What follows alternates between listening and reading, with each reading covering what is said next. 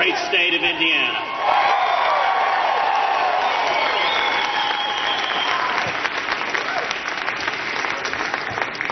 Elections are about choices. The Republican Party faces a choice today. Indiana and America, I believe, want to unite behind a positive, optimistic, forward-looking, conservative campaign based on real solutions to the problems facing this country.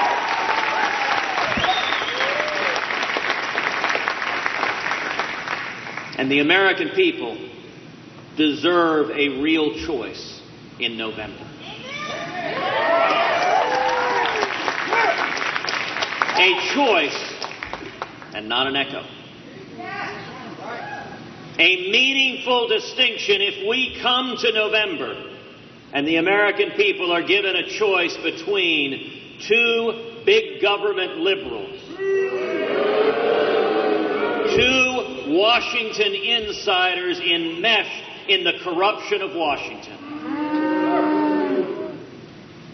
then we as a Republican Party will have failed the American people. And I will tell you, when you run for president, one of the most solemn choices you make is the choice of selecting a vice presidential candidate.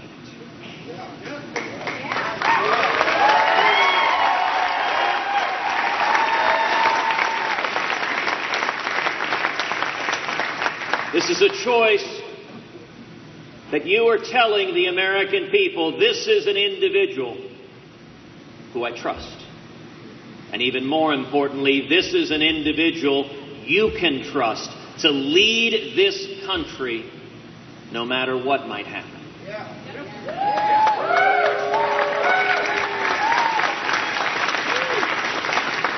Any responsible candidate for president would have spent much time assessing possible candidates, thinking through the pros and cons, studying who these people are, praying about it, and examining the potential candidates. And you know, the characteristics that you look for in a vice president are indeed the very same characteristics you look for in a president.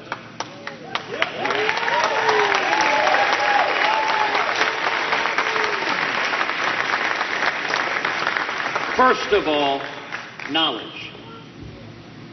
Do they know enough to do the job? Do they know where jobs come from? Do they understand why jobs are leaving America? Do they understand why manufacturing jobs are being driven overseas? Do they understand why Carrier has left Indiana and gone to Mexico? Do they understand what is happening in the economy?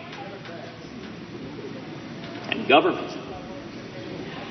Do they understand the Constitution and Bill of Rights? Are these words on a paper, or are these promises that protect our fundamental liberty?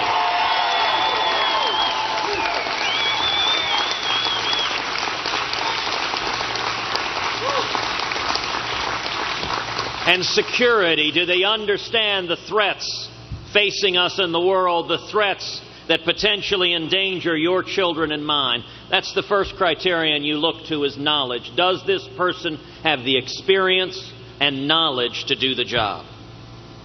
Secondly, you look to judgment. Do they have the judgment and wisdom to bear the mantle of a job whose responsibilities have grayed the hair of every person ever to hold that office? Do they think through decisions in a rash and impulsive way? Do they pop off the handle at whatever strikes them at any given moment? Or do they think through careful, measured? They assemble a team around them who are smarter than they are.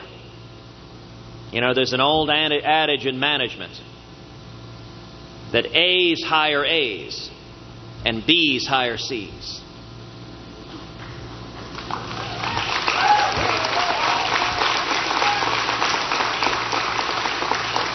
If you see a leader who deliberately surrounds himself with people who are not capable, who are not informed, who are not skilled, and who would never, ever, ever stand up to that leader, it tells you that leader is not a leader, but rather someone not at all secure in who they are.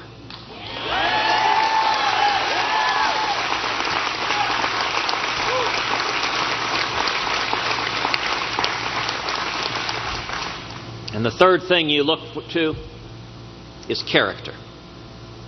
Are they honest? Do they have core principles that come from their gut? Are not a momentary dalliance, announced today to be abandoned tomorrow, but do they know who they are when they look in the mirror? Is it based on whatever the media tells them that given day, whatever the fad is that given moment, whatever is trending on Twitter? Or do they have a foundation?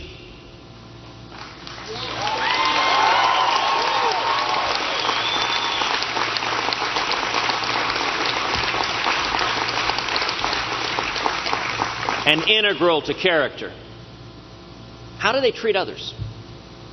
How do they treat others, especially those they don't have to be nice to? You know, everyone knows how to kiss up. Everyone can be nice to their boss. That is not a complicated skill. How do they treat the clerk at the convenience store? How do they treat the average man and woman? How do they treat the American citizen? How do they treat the vulnerable? That reveals everything you need to know about character.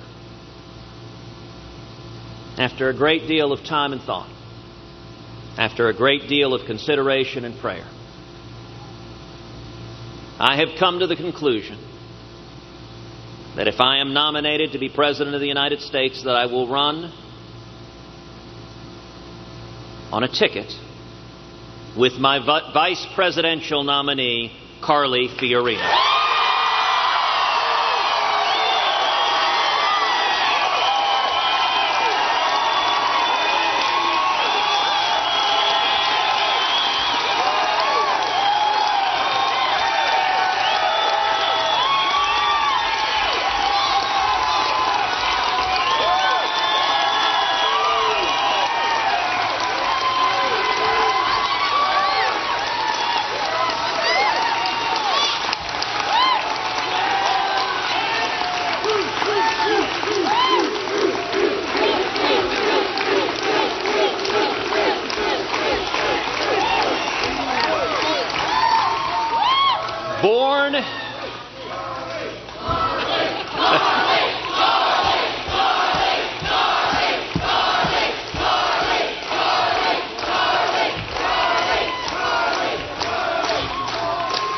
Born in Texas. The very first thing I liked about her. Cara Carlton Fiorina, known throughout the country simply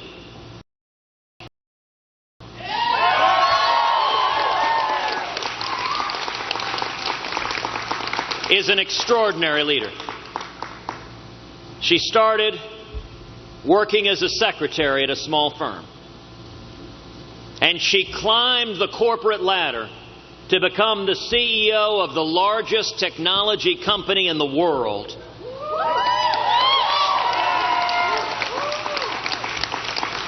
And the first female CEO in history of a Fortune 20 company.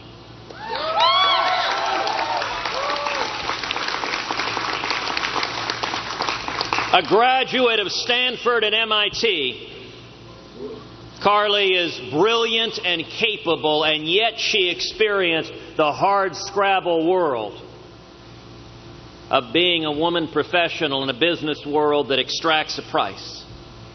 I say that as a son of a pioneering computer programmer, my mother, who started in the computer industry in the 1950s. I say that as the husband of my wife, Heidi Cruz, who spent 2 decades in the business world.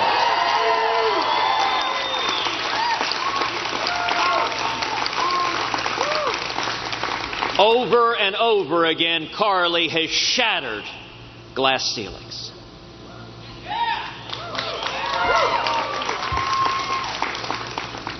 But in addition to be a woman of extraordinary intelligence, she is also a woman of deep principle. She has served as the chairman of the American Conservative Union Foundation, championing conservative principles on a national level.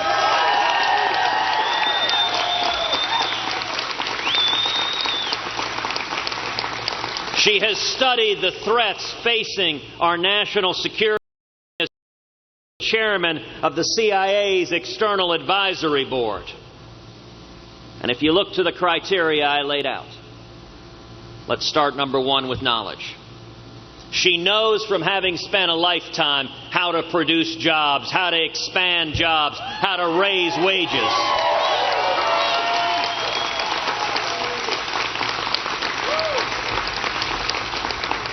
She knows firsthand that the key to economic growth is not government and more government. It is rather less and less government.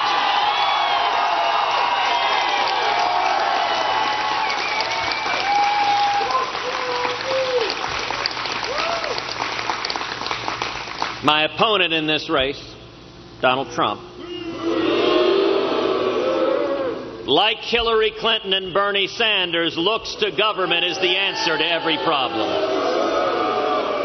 Carly knows firsthand from decades in the business world running one of the 20 largest corporations in America where jobs come from.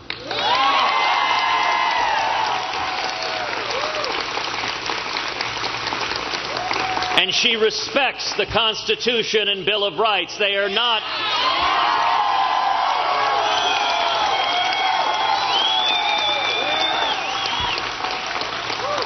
You know, if a candidate views the Bill of Rights as an occasional inconvenience, something to be talked about one day and ignored the next, if a candidate views religious liberty as something to be cast aside when it's inconvenient, if a candidate views the Second Amendment right to keep and bear arms as merely a suggestion,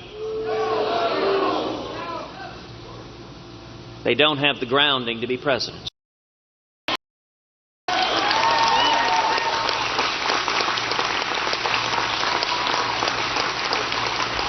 Carly respects the Constitution and the Bill of Rights, and she understands the threats facing America. She understands this is a dangerous world, and in naming her as my vice presidential nominee, I am also telling you that she is someone you can be confident in if the occasion should arise to be commander-in-chief and keep this country safe.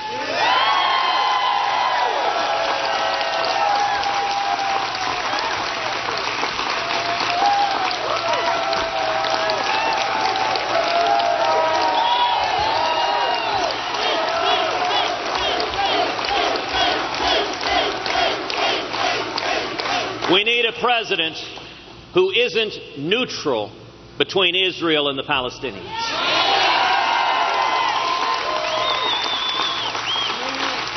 We need a president who will not keep in place this Iranian nuclear deal, but who will rip it to shreds.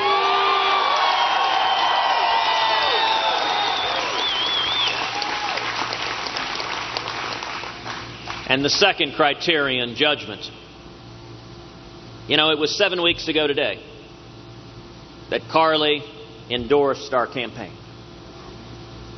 When Carly initially endorsed, before that announcement, she and I sat down and talked at great length. And one of the things that struck me in that conversation, she said, I have a condition for endorsing. I kind of sat back and said, all right, what is that? And she said, I don't do anything halfway. If I endorse, I want to be all in. I want to be campaigning. I want to be working. I want to be doing everything I can to make the case to the American people.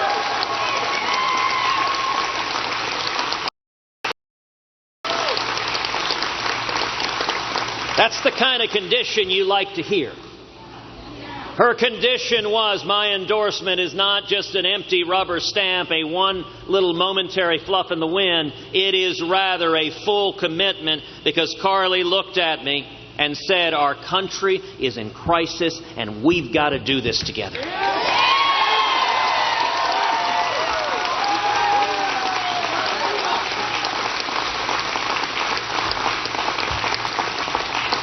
And since that time, I have seen her day in, day out on the campaign bus, going from stop to stop to stop, that she is careful, she is measured, she is serious. She doesn't get overly excited, she doesn't get rattled by whatever is getting thrown at her.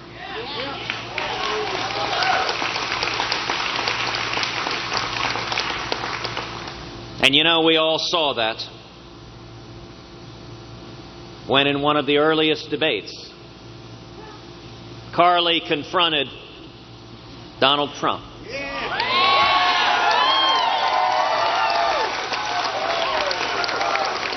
A man who in his characteristic understatement said of her, "Look at that face." And every one of us remembers the grace, the class, the elan with which Carly responded. Responded to Donald that she knew exactly what he was saying, and that every woman in America knew exactly what Donald Trump was saying.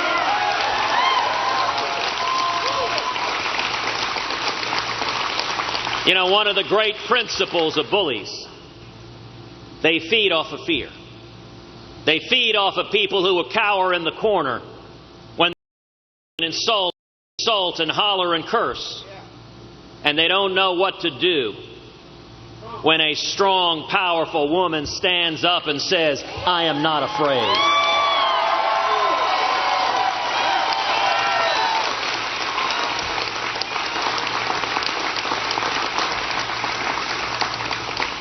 The third characteristic that is oh so important for a president is character. At the end of the day, it's all about character. If the president is a no-good scoundrel, if the president is a narcissist, if the president is abusive and angry, they will not and cannot be a good president.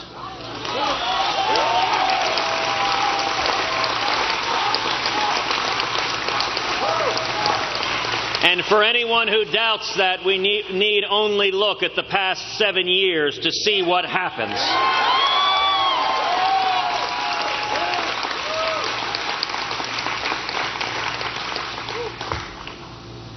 And a good president must have known struggle, must be able to understand those who are struggling. If you've always lived a life of privilege, if you've always been told you are the chosen one, that has real impacts on the job you can do as president. When Carly started as a secretary in a small firm in an environment in the business world that was not always welcoming to women, she knew and knows what it's like to struggle in the workplace each and every day. But she's also faced personal struggle, including being diagnosed with cancer, battling cancer, and surviving cancer.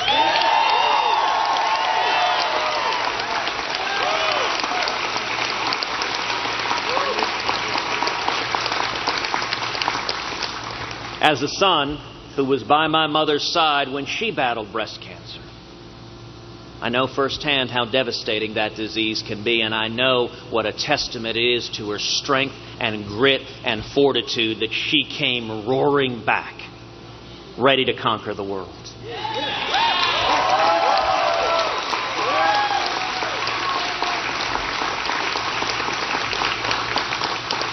And Carly has known tragedy, including the loss of her stepdaughter to a drug overdose. There is no pain on the face of the planet commensurate with the pain of a parent losing a child. And Carly has struggled through that, and going through those personal struggles, all of us, everyone here has faced personal struggles, but it is when you are facing the void, when you are facing the abyss, that you find your character, you find who you are, you find your faith, you find your grounding.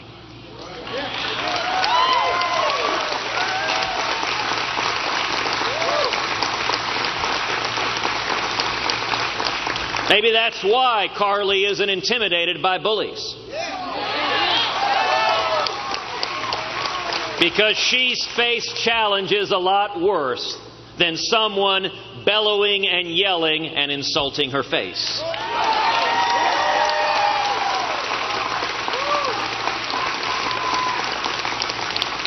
And let me tell you, at a personal level, Heidi and I have become friends with Carly. Time with her on the campaign trail. We've laughed. We've watched basketball games together. We have marveled at this crazy, wild journey. And I'll tell you, our girls, Caroline and Catherine, have come to adore Carly.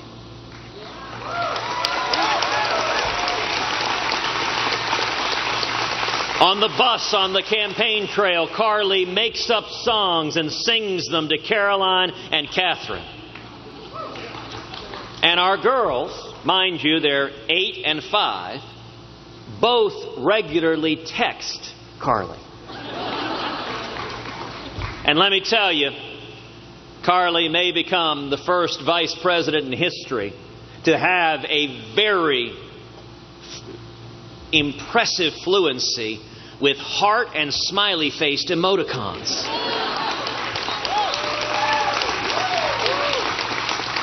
And when you're texting with a 5-year-old girl or an 8-year-old girl, those are highly valuable. Now listen, some might ask, why now? It's tradition that a vice presidential nominee is announced at the convention. It is unusual to make the announcement as early as we're doing so now. Well, I think all would acknowledge this race, if anything, it is unusual. Where we are now, the mainstream media, the New York media executives, and the Washington lobbyists are all trying to tell the American people the race is over. But let me tell you where we are right now. Where we are right now, nobody is getting to 1,237 delegates.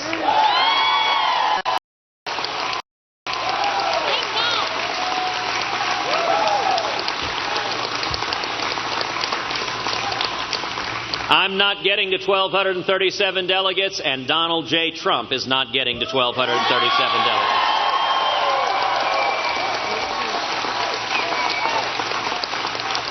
And the Hoosier State is going to have a powerful voice in making that clear.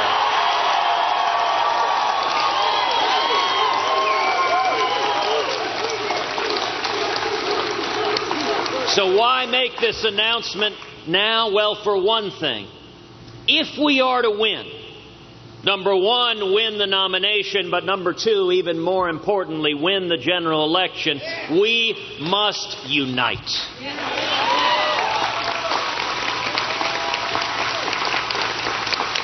And Carly is a vice presidential nominee who I believe is superbly skilled, superbly gifted at helping unite this party, bring us together so we stand united as one.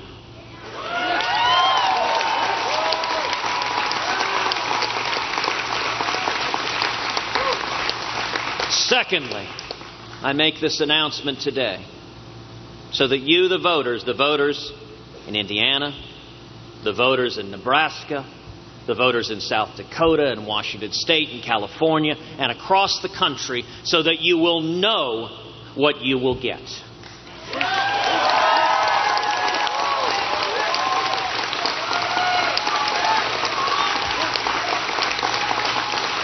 The voters deserve to know. You deserve to have a candidate who doesn't change as the wind blows in any given moment. You deserve to know exactly where a candidate stands.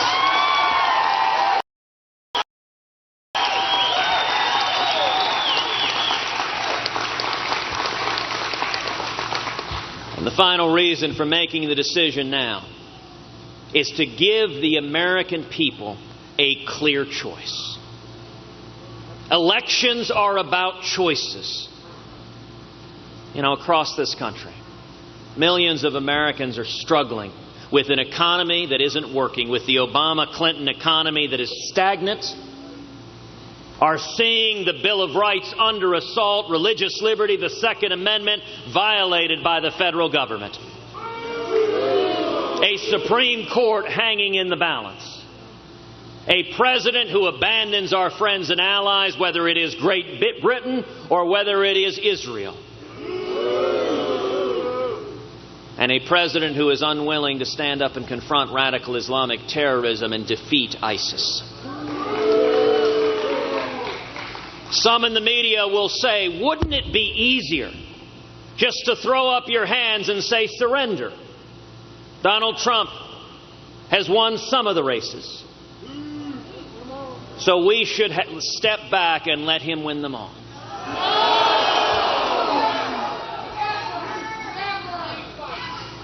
If we nominate a candidate who is a big government New York liberal, who is a Washington insider, who agrees with Hillary Clinton and Barack Obama on issue after issue after issue,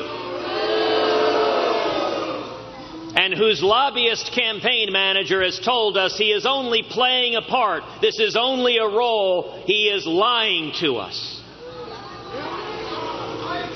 then we as the Republican Party will have failed profoundly for this country, because the men and women of Indiana know if we give people a clear choice between freedom and tyranny, between prosperity and poverty, between vulnerability and weakness and peace through strength, that the American people will choose the Constitution and jobs and freedom and security over and over again.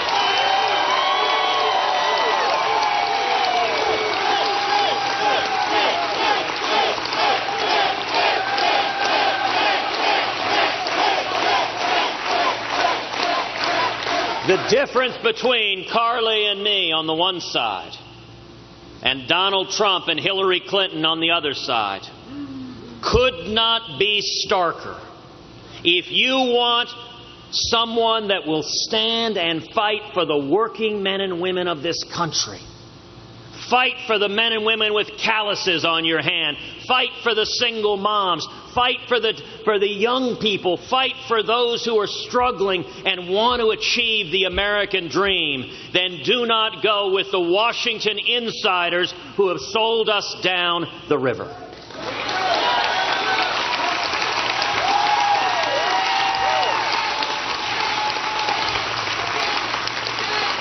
This ticket is about the future. It is about our children. It is about our grandchildren. The stakes of this election, we are not simply wagering on a sporting contest. We are involved in a fight that every one of us is privileged to be here, to be fighting to save the greatest country in the history of the world, to make sure that the next generation has every bit of freedom and opportunity as each of us was blessed to have.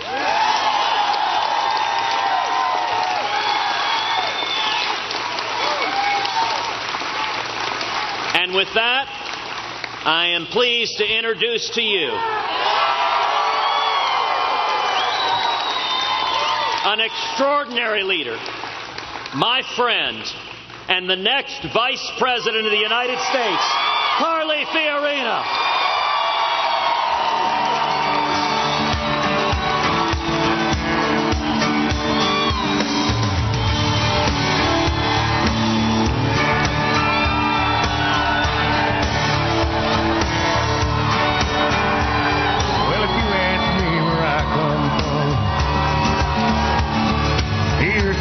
Tell everyone I was born by God's dear grace in an extraordinary place where the stars and stripes. Hello, Indiana!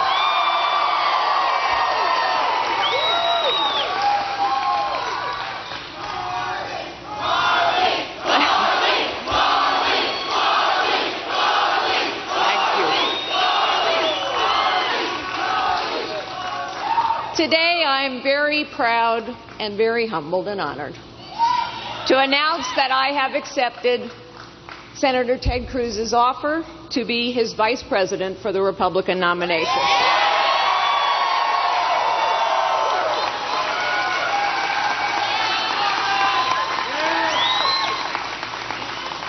You know, Ted Cruz could not be more right in what he said. There is a lot at stake, and in fact, this is a fight. This is a fight for the soul of our party and the future of our nation.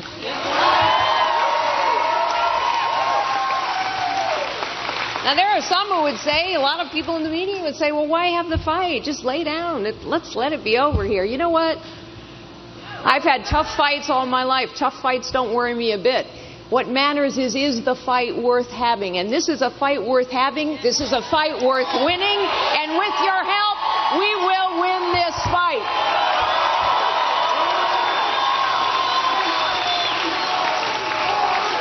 This fight is about far more than a ticket. This fight is about far more than Ted Cruz and Carly Fiorina. This is a fight for all of us.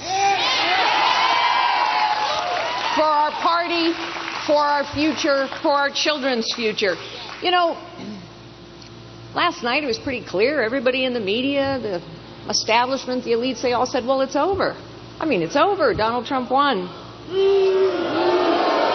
But it isn't over. It isn't over because you and people all across the great Hoosier state, people all across this nation know that Donald Trump and Hillary Clinton both will be disastrous for this nation. You see what we have? You know, Donald Trump and Hillary Clinton, they are two sides of the same coin. They're both liberal, we know that. But, you know, Hillary Clinton, like so many politicians, Hillary Clinton has made her millions selling access and influence from inside the system. And Donald Trump has made his billions buying people like Hillary Clinton. They are not going to challenge the system that has sold us all down the river. They're not going to challenge the elites. They're not going to challenge the capitalists. They're not going to challenge the Washington insiders. They're not going to challenge the lobbyists. My gosh, their campaign is filled with them. No, they're not going to challenge the system. They are the system.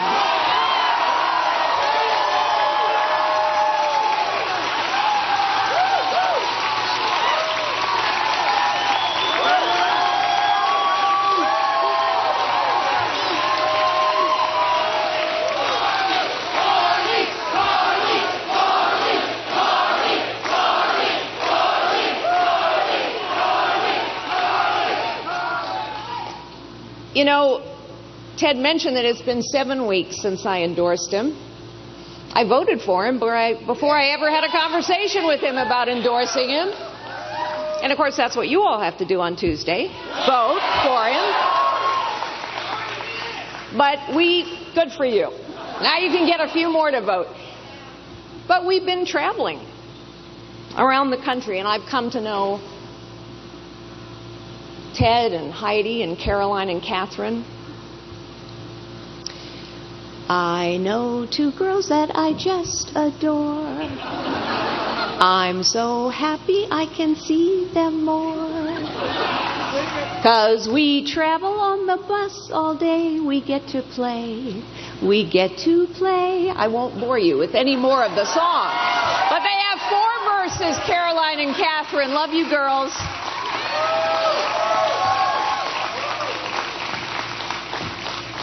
Here's what I have come to know about this man who must be the next president of the United States.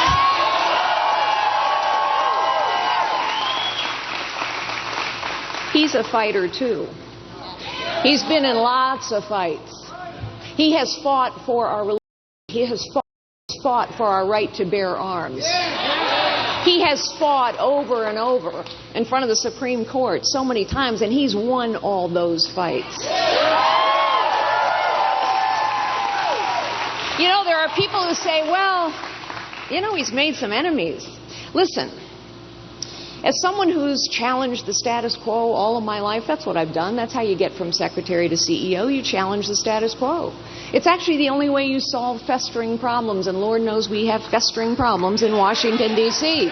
The only way you solve festering problems is you actually have to challenge the status quo. And I'll tell you something about challenging the system and the status quo. You do more than ruffle feathers. You do more than rock the boat. You make enemies. So I am reassured and I am proud of some of the enemies that Ted Cruz has made. It means he's going to fight. And this is our fight. But let me tell you something else about this man.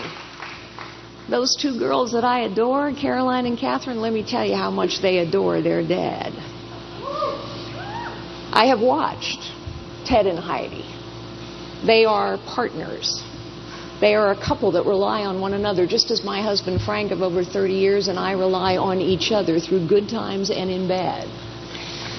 Ted is a lot of fun. Yes, let's face it, he's really brilliant. He's a constitutional attorney, for heaven's sakes, but he's a lot of fun. In fact, he mentioned watching a basketball game. You know, we were on the bus and we were watching the Final Four. We were watching the very last game, Villanova and North Carolina. And here we are in the final, if you remember that name, that game. You're in basketball state, right? Yeah. Right. You remember that game. So here we are, Hoosiers. Anyway, it's 4.38 seconds to go in the game.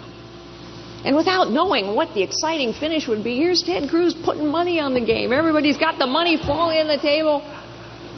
He's a heck of a lot of fun, but more than that, he actually is what he says he is. He is who he says he is.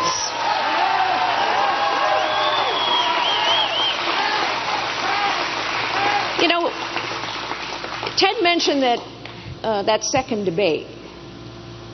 And one of the things that I got asked in that debate was, and I've been asked almost every day since, well, will you support Donald Trump if he's the nominee? And I said then, when I said the week he announced his candidacy, he doesn't represent me and he does not represent my party.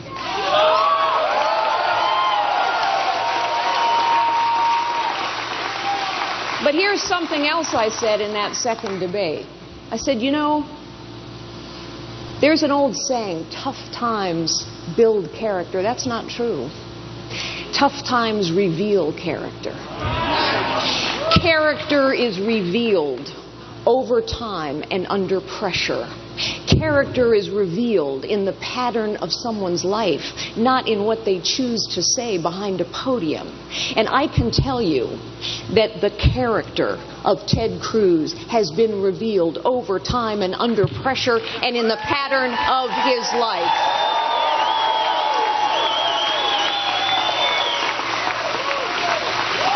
He is a principled fighter.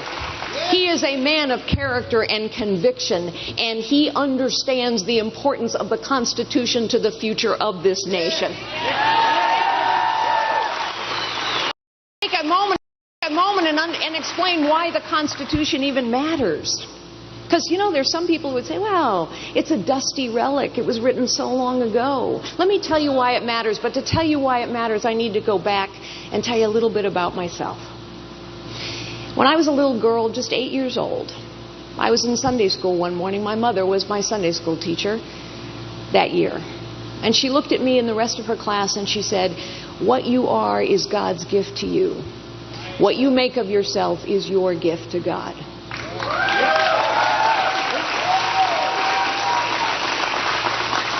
I have traveled and lived and worked all over the world for decades.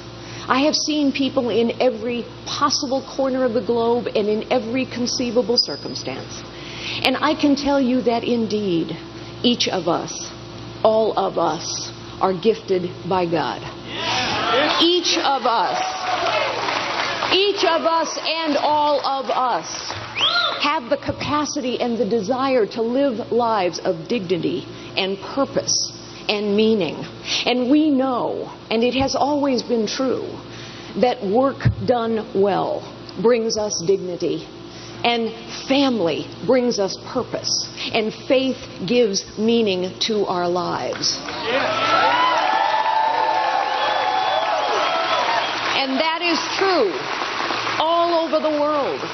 And when people do not have the opportunity to work, they lose dignity. And when families are frayed, purpose becomes uncertain. And when people are disconnected from their faith, then they lose meaning in their lives. And so if everyone is gifted by God, if everyone has the desire and the capacity to live a life of dignity and purpose and meaning, we must ask ourselves now as Americans, when we face so much in this fight, we must ask ourselves, why is it that more things have been more possible for more people from more places here than anywhere else on earth?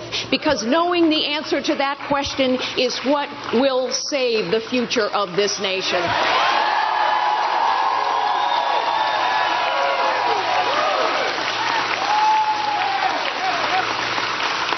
I am keenly aware that it is only in this nation that a young woman can start out the way I did, typing, filing, answering the phones for a 9-person real estate firm, one day go on and become the chief executive of what we turned into the largest technology company in the world, run for the President of the United States, and run now for the Vice Presidency of the United States. That is only possible in this great nation. And the reason it's possible here and only here is because our founders knew what my mother taught me. Our founders knew that everyone is gifted by God, that all of us are equal in the eyes of God, that everyone has potential, usually far more than we realize. And so they said, we're going to found a nation on a radical, visionary idea that here in this nation, everyone has the right to life, liberty, and the pursuit of happiness. That was their way of saying everyone has the right to find and use their God-given gifts to fulfill their potential. And they said, and this was the radical part, that that right comes from God and cannot be taken away by man or government.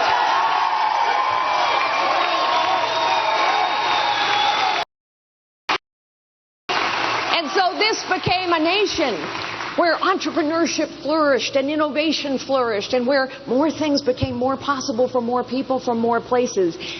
The Constitution rightly enshrines our rights and liberties that gives us the chance to fulfill our potential. But our founders knew something else. Our founders knew that it has always been true all throughout history. And I used to study history. Our founders knew that all throughout history, this also is true. Power concentrated is power abused. And so the Constitution is rightly understood not just as a document to enshrine our rights and liberties, but also a document to prevent, to restrain the concentration and the abuse of power. And we have flowed and gone way too far from the Constitution.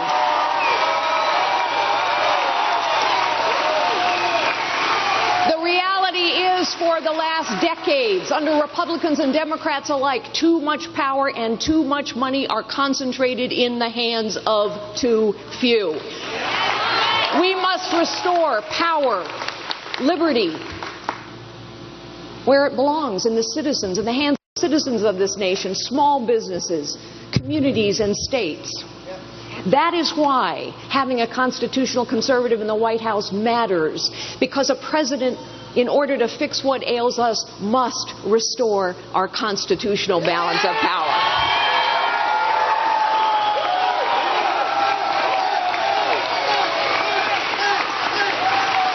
Our entrenched political system, our system of crony capitalism now, it works if you're a big company, but it doesn't work if you're a small company.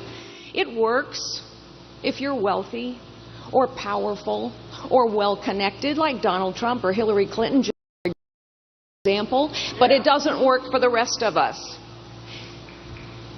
Ours was intended to be a citizen government, and now we must restore, and a President Ted Cruz will restore power back where it belongs. belongs in the hands of citizens and communities and the states of this great nation.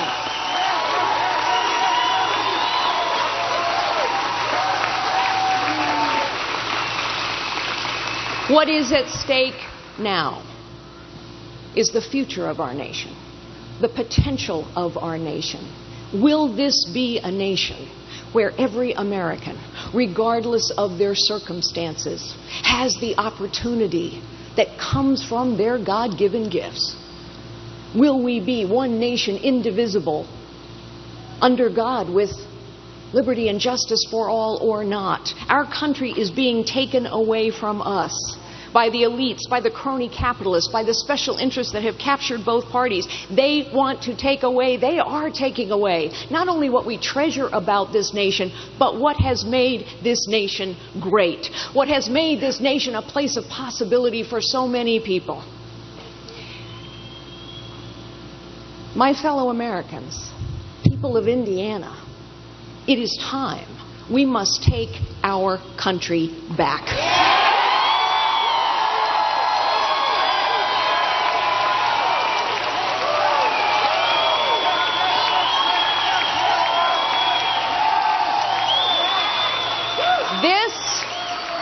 This is the fight of our time. And I believe Ted Cruz is the man to lead that fight. And I am prepared to stand by his side and give this everything I have. The soul of our party, to defeat Donald Trump, to defeat Hillary Clinton, and to take our country back.